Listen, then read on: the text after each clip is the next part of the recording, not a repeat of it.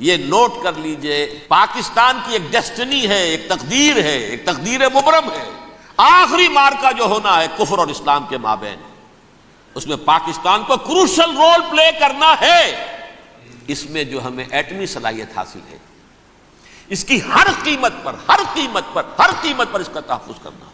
کہیں ایسا نہ ہو جائے کہ نیکسٹ دھمکی جب یہ آئے کہ اگر اپنی ایٹمی صلاحیت ختم نہیں کرتے ہو تو تم ہمارے دشمن ہو، اب کیا کریں گے آپ؟ حضور نے فرمایا ایک مشرقی ملک سے فوجیں جائیں گی جو حضرت مہدی کی حکومت قائم کریں گی عرب میں، اور خراسان سے سیاہ علم لے کر فوجیں نکلیں گی جو حضرت مسیح کے ساتھ کھڑے ہوں گی اور یروشلم واپس لیں گے۔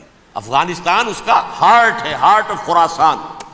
حضور کے زمانے میں جو ملک بڑا خراسان تھا، اس کا دل یہ ہے۔ پاکستان کا بھی ایک حصہ اس کا حصہ ہے، مالاکنڈ ڈویژن، یہ اس خراسان کا حصہ ہے۔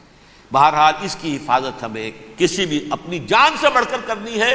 پاکستان داؤ پر لگ جاتا تو لگ جائے، بچانے والا اللہ ہے، لیکن یہ کہ کم سے کم ہماری جو ایٹمی صلاحیت ہے، جو امانت ہے ہمارے پاس پوری امت مسلمہ کی، اس کو کوئی گزر نہیں پہنچنے دیں گے۔